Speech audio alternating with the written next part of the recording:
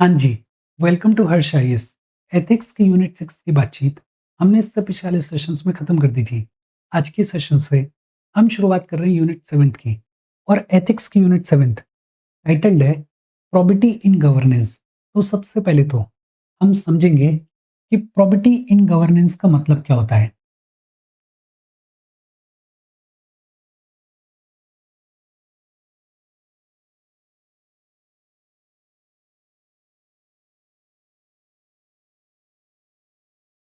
Probity in governance का मतलब क्या होता है?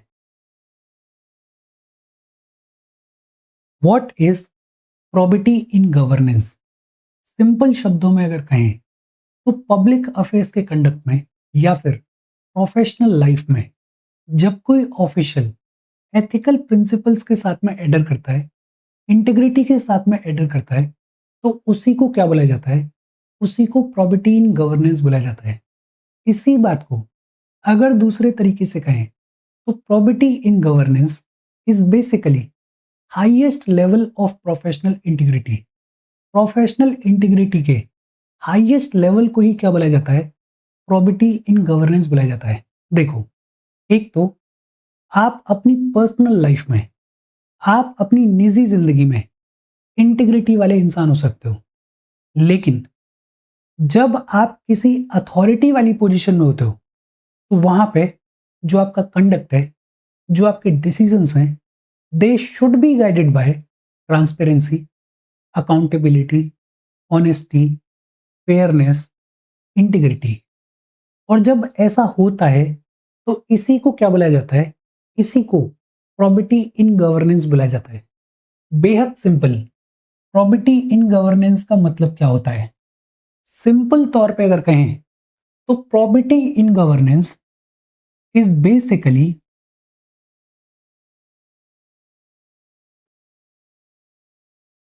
adherence to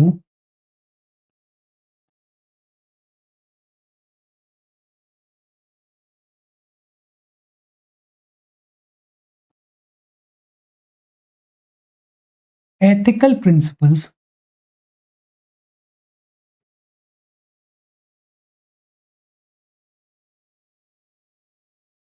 and integrity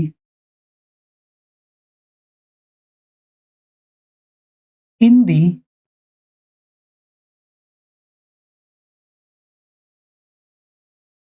conduct of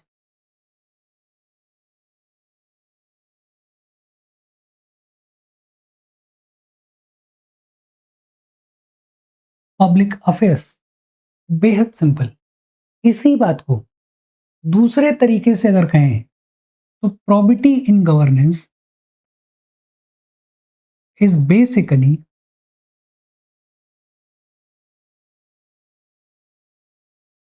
highest level of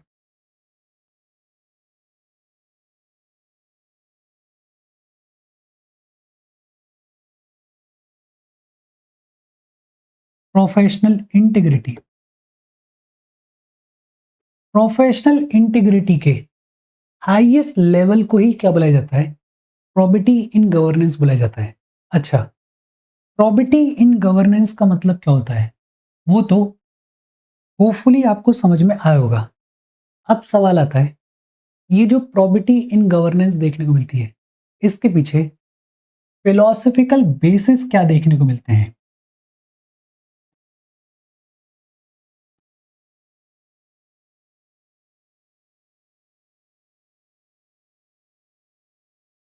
philosophical basis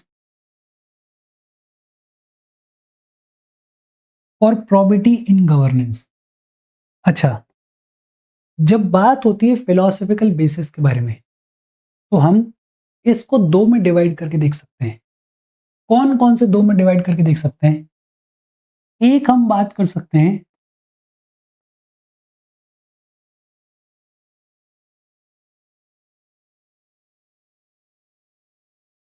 Indian philosophy के पॉइंट ऑफ व्यू से।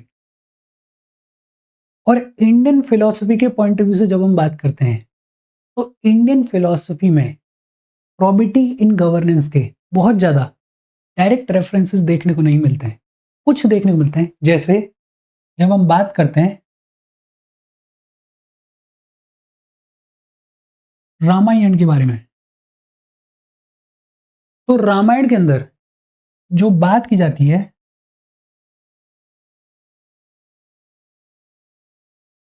राम राज्य के बारे में, ये जो राम राज्य है, ये कुछ हद तक प्रॉपर्टी इन गवर्नेंस के बारे में बात करता है।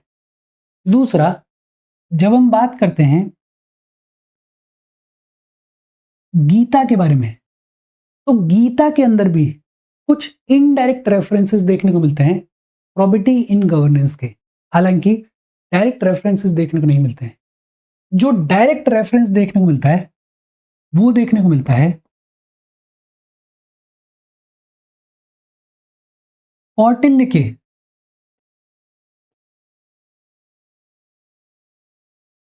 अर्थशास्त्र में।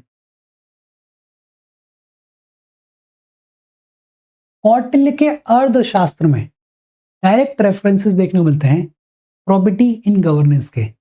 फॉर एग्जाम्पल, अर्थशास्त्र के अंदर कौटिल्य बात करते हैं योगक्षेम के बारे में। योगक्षेम, ये जो योगक्षेम नाम का टर्म है, ये बना है दो शब्दों से। एक है योग और दूसरा है क्षेम। योग का मतलब क्या होता है? योग का मतलब होता है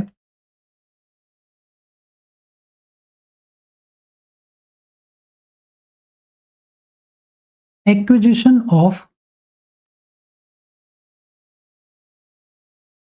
new resources, livelihood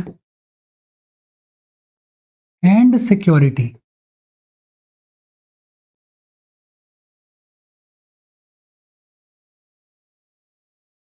for the people and state. State और स्टेट के लोगों के लिए नए रिसोर्सेस को अक्वायर करना, लाइवलीहुड को अक्वायर करना और सिक्योरिटी को स्टैब्लिश करना, वो होता है योग का मतलब। और ये जो दूसरा टर्म है शेम, शेम का मतलब क्या होता है? शेम का मतलब होता है preservation,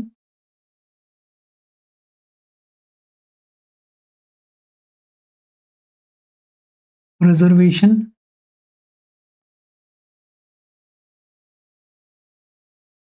maintenance and peaceful retention of the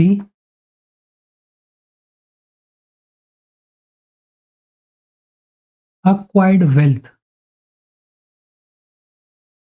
ये जो नए नए रिसोर्सेस आपने अक्वायर किए, ये जो आपने वेल्थ अक्वायर की, उसको प्रिजर्व करो, उसको मेंटेन करो और उसको पीसफुली रिटेन करो। तो योगक्षेम ये एक तरीके से बात कर रहा है प्रॉपर्टी इन गवर्नेंस के बारे में। पहला स्टेप क्या है कि पहले तो स्टेट के लिए और स्टेट के लोगों के लिए नए नए रिसोर्सेस को, लाइवलीहुड को और सिक्योरिटी को अक्वायर करो। और दूसरा स्टेप क्या है? दूसरा स्टेप है कि वो जो वेल्थ आपने अक्वायर की है उसको प्रिजर्व करो, मेंटेन करो, उसको पीसफुली रिटेन करो। इसी अर्थशास्त्र के अंदर बात की गई है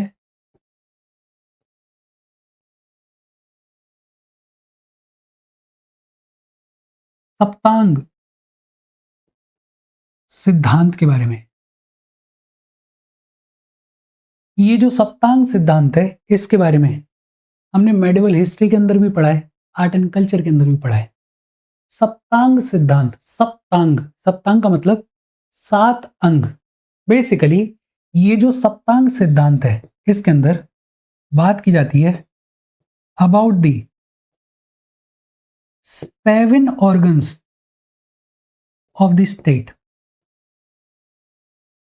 स्टेट के 7 organs की बात की गई है अर्थशास्त्र के इस सप्तांग सिद्धांत में। और इसमें हमारे लिए इंपॉर्टेंट क्या है, ये जो 7 ऑर्गन्स हैं, इनके टॉप पे कौन होता है, इनके टॉप पे स्वामी होता है। स्वामी का मतलब किंग, राजा होता है। और बताया गया है ये जो किंग होता है इसके पास में एब्सोल्यूट सोवरेनिटी देखने को मिलती है, इसके पास में एब्सोल्यूट पावर देखने को मिलती है। लेकिन साथ ही ये भी बताया गया है ये जो राजा होता है इसकी खुशी लाई करती है इन दी हैप्पीनेस ऑफ पीपल। जिस चीज में इसके जो सब्जेक्ट्स हैं, इसके जो लोग हैं वो खुश हैं, उसी चीज में राजा की खुशी लाई करती है। तो बताया गया है द हैप्पीनेस ऑफ किंग, या फिर ये लिखें his happiness lies in the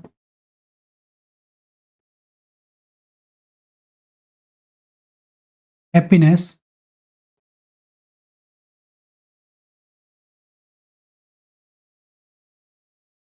of his people. और ये क्या है, ये भी एक तरीके से प्रॉपर्टी इन गवर्नेंस है।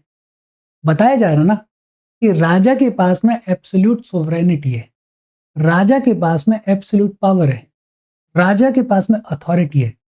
लेकिन राजा को इस तरीके से काम करना चाहिए कि जो उसके लोग हैं, जो उसके सब्जेक्ट्स हैं, वो खुश रहें, because his happiness lies in the happiness of the people.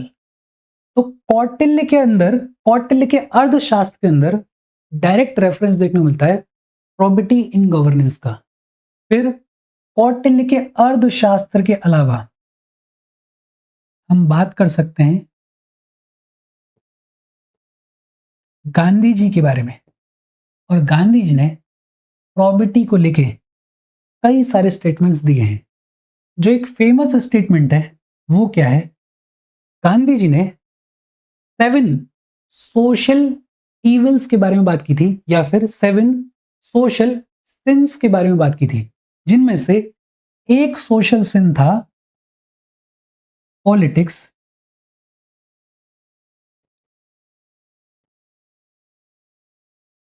Without principles. Politics without principles is one of the is one of the 7 social since. देखो गांधी जी के और बहुत सारे स्टेटमेंट्स आपको देखने को मिलेंगे, लेकिन हाँ एक मैंने मेंशन कर दिया है। अगर आपको और भी देखने हैं तो आप जाओ गूगल करो और आपको गांधी जी के और बहुत सारे स्टेटमेंट्स मिल जाएंगे प्रॉपर्टी इन गवर्नेंस के ऊपर। पहले इसको रिवाइज करते हैं। सबसे पहले तो हमने बात की कि प्रॉपर्टी इन गवर्नेंस का मतलब क्या होता है। सिंपल तौर पे अगर कहें तो probity in governance is basically adherence to ethical principles and integrity in the conduct of public affairs. इसी बात को दूसरे तरीके से अगर कहें तो probity in governance is highest level of professional integrity. इसके बाद हमने बात की philosophical basis for probity in governance. और सबसे पहले हमने बात की इंडियन फिलॉसफी के बारे में। एक इंपॉर्टेंट चीज तो यह है कि इंडियन फिलॉसफी में प्रॉपर्टी इन गवर्नेंस के रिगार्डिंग बहुत ज़्यादा डायरेक्ट रेफरेंसेस देखने को नहीं मिलते हैं। इनडायरेक्ट रेफरेंसेस की अगर बात करें तो रामायण के अंदर जो राम राज्य के बारे में बात की जाती है, या रामायण के कॉन्टेक्स्ट में जो राम राज्य के बारे में बात की जाती है, वो एक तरीके से क्या है, वो एक तरीके से प्रॉपर्टी इन गवर्नेंस की बात करता है। दूसरा, गीता के अंदर भी कुछ इनडायरेक्ट रेफरेंसेस देखने को मिलते हैं, लेकिन जो एक डायरेक्ट रेफरेंस देखने को मिलता है वो देखने को मिलता है कौटिल्य के अर्थशास्त्र में। कौटिल्य के अर्थशास्त्र में बात की गई है योग क्षेम के बारे में। योग का मतलब होता है acquisition of new resources, livelihood and security for the people and the state. और शेम का मतलब होता है preservation, maintenance and peaceful retention of the acquired wealth. अर्थशास्त्र के अंदर ही बात की गई है सप्तांग सिद्धांत के बारे में, 7 ऑर्गन्स ऑफ द स्टेट के बारे में। और ये जो 7 ऑर्गन्स की बात की गई है, इनके टॉप पे देखने को मिलता है स्वामी। स्वामी इज बेसिकली द किंग। ये जो स्वामी है, ये जो किंग है, इसके पास में एब्सोल्यूट सोवरेनिटी है, लेकिन his happiness lies in the happiness of the people. और लास्ट हमने बात की गांधी जी के बारे में। गांधी जी के कई सारे स्टेटमेंट्स हैं। एक स्टेटमेंट के बारे में हमने बात कर ली। गांधी जी ने कहा कि politics without principles is one of the 7 social since. अच्छा, इंडियन फिलॉसफी में बहुत ज्यादा रेफरेंसेस देखने को मिलते नहीं है प्रॉपर्टी इन गवर्नेंस के, लेकिन वेस्टर्न फिलॉसफी में, वेस्टर्न फिलॉसफी के अंदर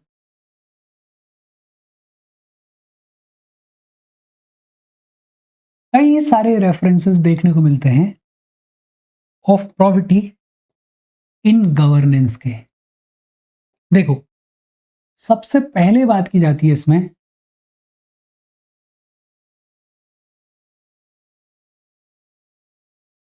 कांतियन एथिक्स के बारे में।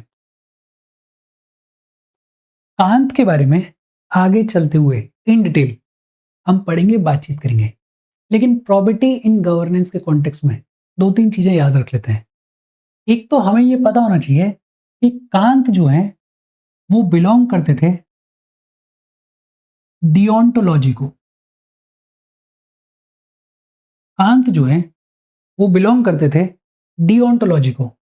और डियोंटोलॉजी का मतलब, कांत बिलोंग करते थे रूल्स बेस्ड अप्रोच को। आपको होपफुली याद होगा, डियोंटोलॉजी के बारे में ऑलरेडी हमने पढ़ा हुआ है। कांत बिलोंग करते थे डियोंटोलॉजी को।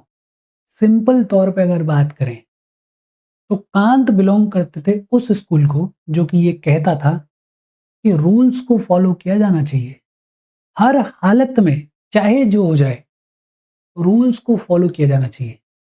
ये जो कांतियन एथिक्स है, इसको अगर प्रॉपर्टी इन गवर्नेंस में अप्लाई करें तो बेसिकली कांत क्या कह रहे हैं? कांत कह रहे हैं that the government officials,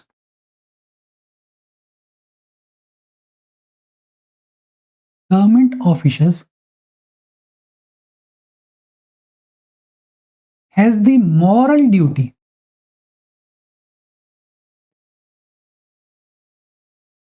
government officials has the moral duty to act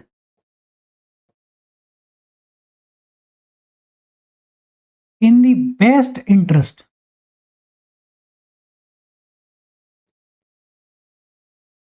of the public। भाई, रूल्स बेस्ड अप्रोच को फॉलो करने वाले कांत।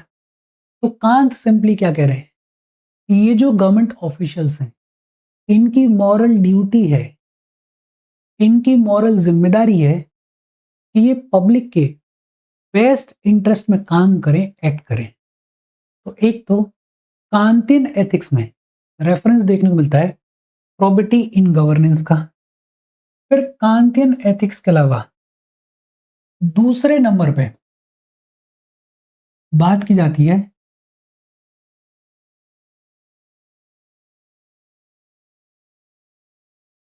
यूटिलिटेरियनिज्म के बारे में। यूटिलिटेरियनिज्म, इसके बारे में भी हमने ऑलरेडी पढ़ा हुआ है। ये जो यूटिलिटेरियनिज्म है, इसके बारे में बात करते हैं मिल। यूटिलिटेरियनिज्म के बारे में भी थोड़ा और पढ़ेंगे हम आगे वाले सेशंस में। ये जो यूटिलिटेरियनिज्म है, ये बेसिकली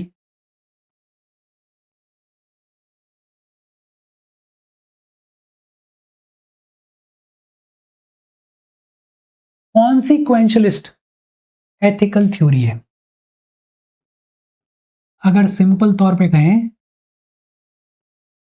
तो ये जो यूटिलिटेरियनिज्म है, ये फोकस करती है आउटकम के ऊपर। कि आउटकम बढ़िया होना चाहिए, रास्ता चाहे जो हो। ये जो यूटिलिटेरियनिज्म है, इसके अंदर बात की जाती है ग्रेटर गुड के बारे में। ग्रेटर गुड का मतलब कि आपके जो डिसीजंस हैं, आपके जो एक्शंस हैं, वो इस तरीके के होने चाहिए कि उन डिसीजंस की वजह से, उन एक्शंस की वजह से मैक्सिमम लोगों को मैक्सिमम हैप्पीनेस मिलनी चाहिए। और अगर आपके डिसीजंस की वजह से, आपके एक्शंस की वजह से, आपके कंडक्ट की वजह से मैक्सिमम लोगों को मैक्सिमम हैप्पीनेस मिल रही है, तो वो जो आपका डिसीजन है, वो जो आपका कंडक्ट है, मॉरल है। बेहद सिंपल। यूटिलिटेरियनिज्म के तहत बेसिकली क्या कहा जाता है कि आपके जो डिसीजंस हैं और आपका जो कंडक्ट है, it should lead to maximum happiness, maximum happiness for maximum people. और अगर ऐसा हो रहा है तो आपका जो डिसीजन है, आपका जो कंडक्ट है, वो कैसा है, वो मॉरल है।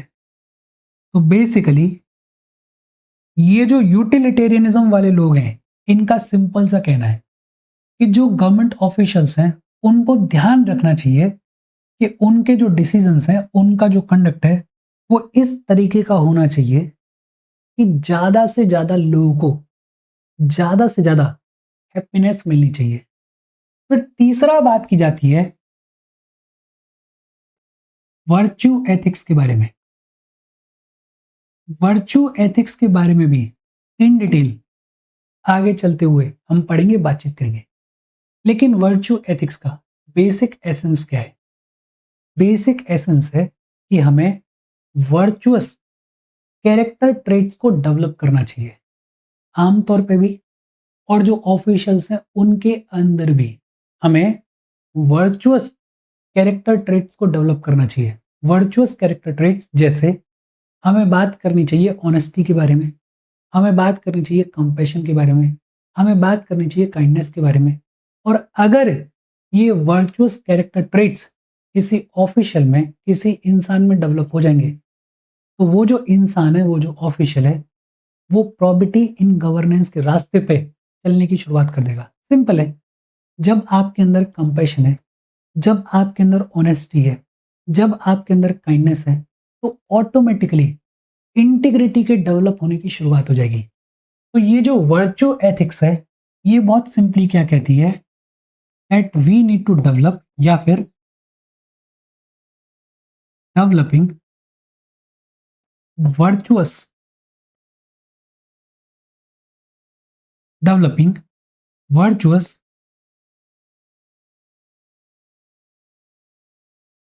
Character traits like honesty, like compassion, etcetera etcetera. तो तीसरा, प्रॉबिटी इन गवर्नेंस का वेस्टर्न फिलॉसफी में जो रेफरेंस देखने को मिलता है, वो देखने को मिलता है वर्चू एथिक्स में। वर्चू एथिक्स के अलावा चौथा, हम बात कर सकते हैं सोशल कॉन्ट्रैक्ट थ्योरी के बारे में।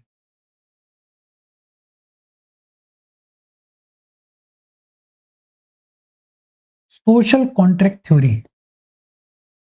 अब ये सोशल कॉन्ट्रैक्ट थ्योरी क्या है? देखो, सिंपल तौर पे अगर कहें तो ये जो हमारी सोसाइटी है, ये पावर के साथ में, या ये कहें कि अथॉरिटी के साथ में, या ये कहें कि गवर्नमेंट के साथ में एक कॉन्ट्रैक्ट में जाती है।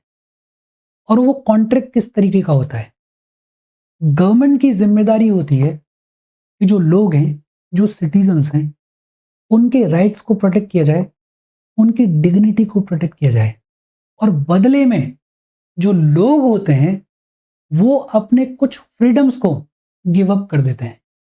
फॉर एग्जाम्पल, जब हम सरकार चुनते हैं तो हम सरकार को पावर देते हैं कि हमारे बिहाफ पे जो भी डिसीजंस हैं वो आप लो।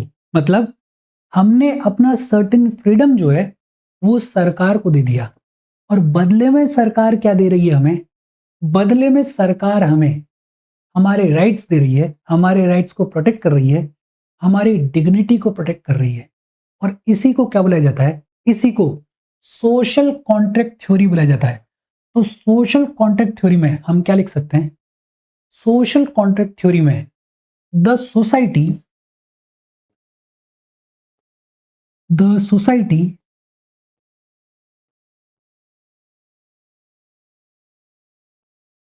goes into a contract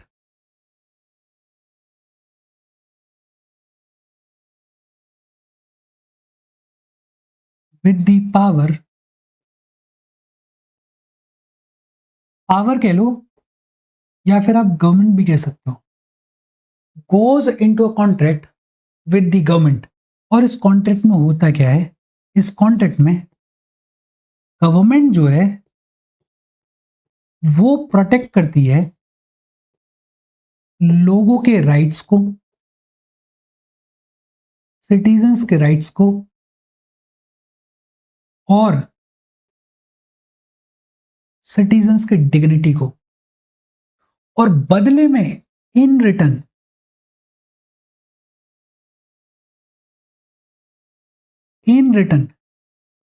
जो लोग होते हैं, द पीपल गिव अप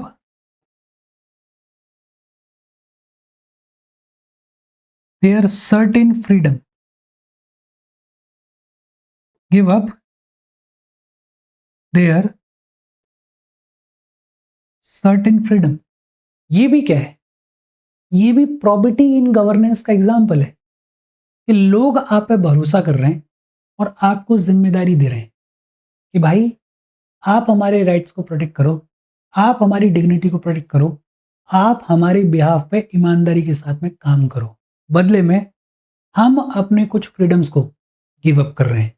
तो चौथा रेफरेंस देखने को मिलता है सोशल कॉन्ट्रैक्ट थ्योरी में। इसके अलावा एक पांचवे के बारे में भी हम बात कर सकते हैं आइडियलिज्म के बारे में। ये जो आइडियलिज्म है इसकी बात की है प्लेटो ने, इसकी बात की है एरिस्टोटल ने। आइडियलिज्म के तहत सिंपल तौर पर अगर कहा जाए तो क्या कहा जाता है कि जो स्टेट होता है वो हमें इंसान बनाता है। स्टेट हमें इंसान बनाता है। ये जो सोसाइटी है ये सरवाइव कर पाती है बिकॉज ऑफ द स्टेट। अगर स्टेट ना हो, अगर पूरा तंत्र ना हो, तो ये जो सोसाइटी है ये बिखर जाएगी, इसमें ऑर्डर नहीं रहेगा, ये सही तरीके से फंक्शन नहीं कर पाएगी।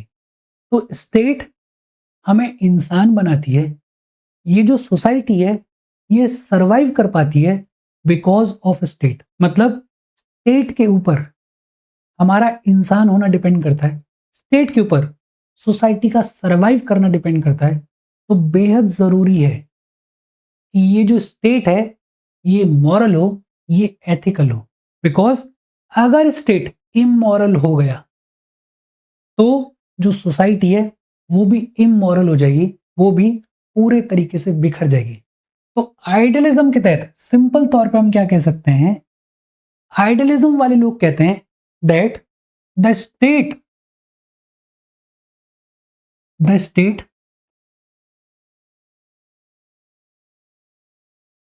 Makes us human beings.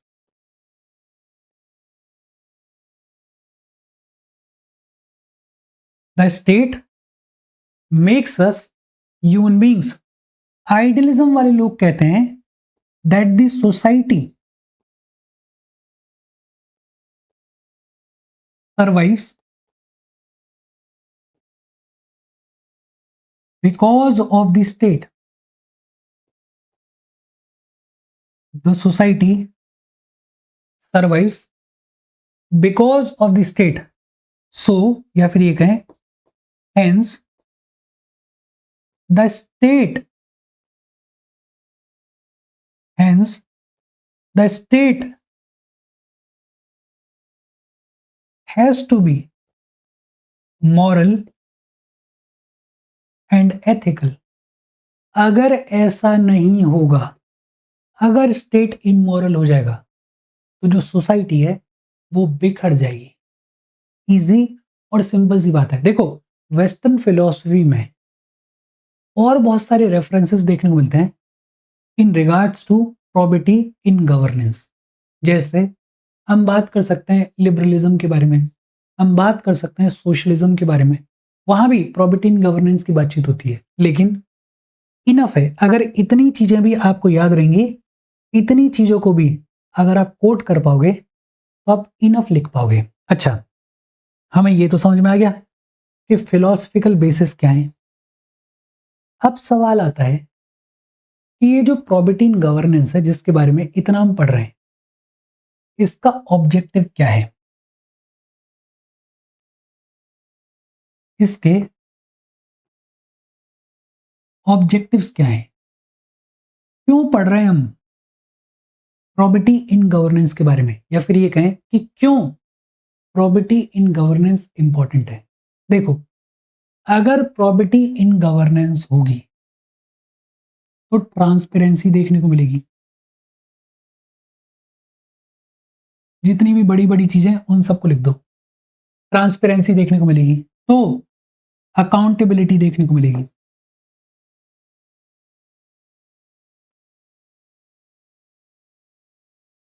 ये जो प्रॉपर्टी इन गवर्नेंस है, ये इंश्योर करती है कि जो ऑफिशियल्स हैं वो काम करें इन पब्लिक इंटरेस्ट।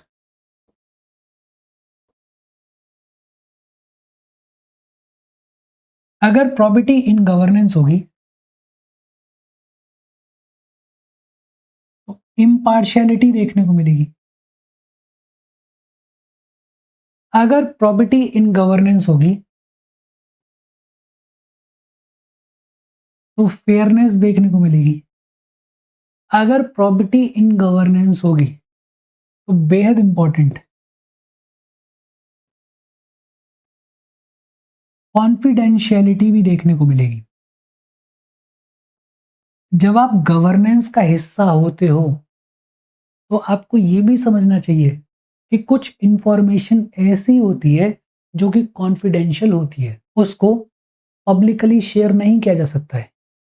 तो अगर आप प्रोफेशनल इंटीग्रिटी वाले इंसान हो तो आप ध्यान रखोगे कि वो जो इंफॉर्मेशन है वो कॉन्फिडेंशियल ही रहे, वो कहीं लीक ना हो जाए। अगर प्रॉपर्टी इन गवर्नेंस वाले इंसान आप हो तो आप एडुकेट सिक्योरिटी का भी ध्यान रखोगे। प्रॉपर्टी इन गवर्नेंस का एक ऑब्जेक्टिव ये भी है कि आपको कुछ चीजों को अवॉइड करना है। अवॉइड क्या करना है? आपको करप्शन को अवॉइड करना है, करप्शन को खत्म करना है, आपको मिसकंडक्ट को अवॉइड करना है। आपका जो कंडक्ट है वो स्टैंडर्ड्स के अकॉर्डिंग होना चाहिए। आपको मिसकंडक्ट करने की जरूरत नहीं है। आपको कॉन्फ्लिक्ट ऑफ इंटरेस्ट को अवॉइड करना है। अगर किसी को जरा भी ये लग रहा है कि आप पोजीशन ऑफ अथॉरिटी में बैठ के बायस हो रहे हो, तो आपको ये इंश्योर करना चाहिए कि वो जो इंसान है उसके दिल में ऐसी भावना ना आए। आप उस पोजीशन ऑफ अथॉरिटी को कुछ टाइम के लिए छोड़ दो। जैसे जजेस करते हैं कि कोई केस उनके पास में आया, लेकिन अगर कॉन्फ्लिक्ट ऑफ इंटरेस्ट देखने को मिल रहा है तो वो रेक्यूजल कर लेते हैं। या फिर आप आईएएस ऑफिसर हो, आपके पास में आपके ससुराल से पैसे आए, तो आपको क्या करने की जरूरत है? कॉन्फ्लिक्ट ऑफ इंटरेस्ट है, शक किया जा सकता है यार किसी के थ्रू ससुराल में आए होंगे और ससुराल से इस आदमी के पास में आ रहे हैं, तो कॉन्फ्लिक्ट ऑफ इंटरेस्ट है। तो आप क्या कर सकते हो? आपके पास में जेन्युइन पैसा है, गिफ्ट के तौर पे आया, आपके ससुर जी ने दिए, तो आप पहले जाओ अपने डिपार्टमेंट में और बताओ कि साहब मेरे ससुर जी ने मेरे को 4 लाख रुपए दिए हैं। तो कॉन्फ्लिक्ट ऑफ इंटरेस्ट नहीं रहेगा, कोई दिक्कत नहीं रहेगी, बिकॉज आप पहले से चीजों को क्लियर करके चल रहे हो। तो ये है प्रॉपर्टी इन गवर्नेंस के ऑब्जेक्टिव्स। और बहुत सारे लिख सकते हो, जो भी अच्छी अच्छी चीजें हैं वो सारी आप यहाँ पे लिख सकते हो।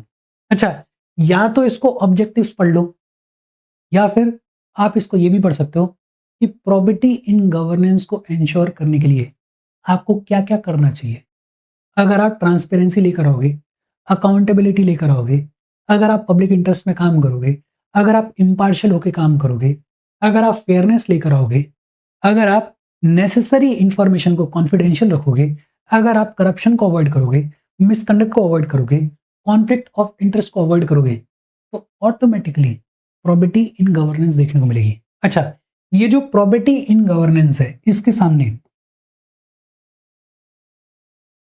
चैलेंजेस क्या क्या है? और देखो, चैलेंजेस के लिए कोई रॉकेट साइंस नहीं है। ये जो अच्छी अच्छी चीजें हैं, इन्हीं का जो अपोजिट है वो चैलेंज है। जैसे अगर हम बात कर रहे हैं इम्पार्शियलिटी की, तो चैलेंज के तौर पे आप लिख सकते हो पॉलिटिकल इंटरफेरेंस।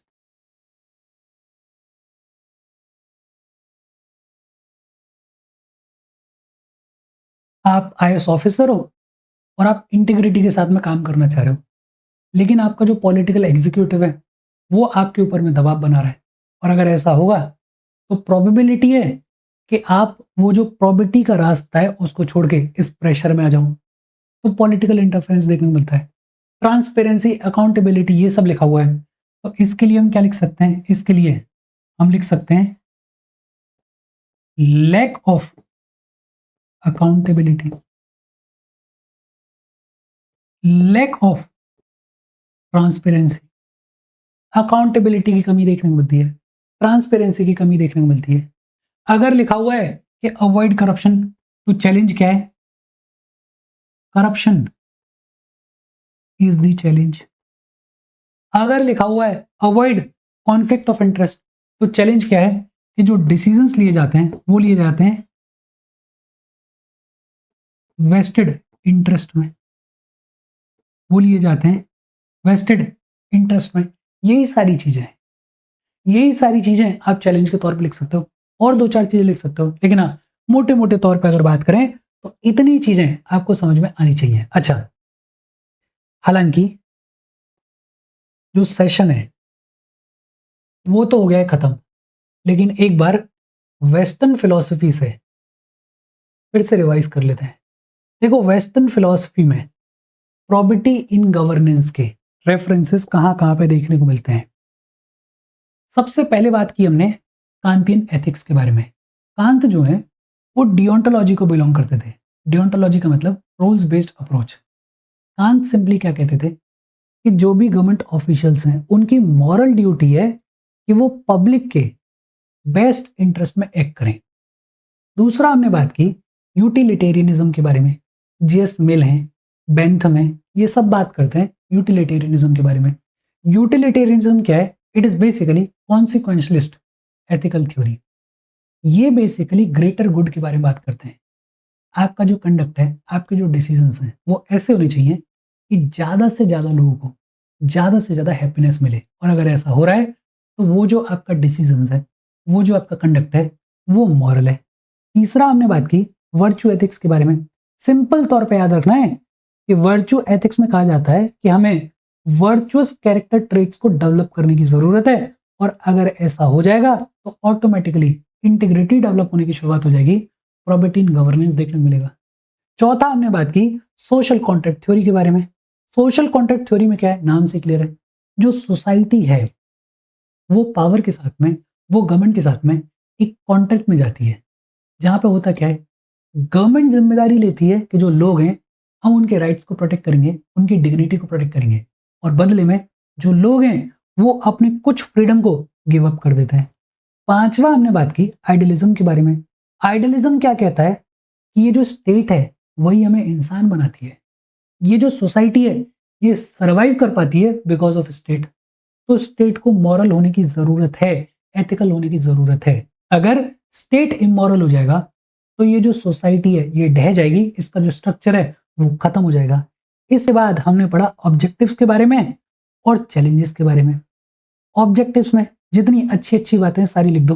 ट्रांसपेरेंसी है, अकाउंटेबिलिटी है, आपका जो कंडक्ट है, आपके जो डिसीजंस हैं वो पब्लिक इंटरेस्ट में होने चाहिए, इम्पार्शियलिटी है, फेयरनेस है, आपको कॉन्फिडेंशियलिटी को भी एक सर्टेन लेवल तक मेंटेन करना है, सिक्योरिटी को भी मेंटेन करना है, करप्शन को अवॉइड करना है, मिसकंडक्ट को अवॉइड करना है, कॉन्फ्लिक्ट ऑफ इंटरेस्ट को अवॉइड करना है।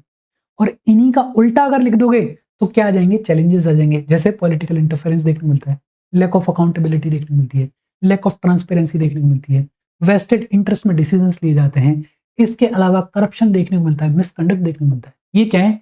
ये है चैलेंजेस। प्रॉपर्टी इन गवर्नेंस का मतलब क्या है और उसका बेसिक स्ट्रक्चर क्या है वो हमने पढ़ लिया। आगे की बातचीत हम आगे करेंगे। हमने कुछ एक्स्ट्रा ही पढ़ा है, कम नहीं पढ़ा है, ज़्यादा ही पढ़ लिया है। तो इन चीज़ों को देखते रहना, नोट्स बनाते रहना। कोई डाउट हो कमेंट करके पूछ लेना। Thank you very much.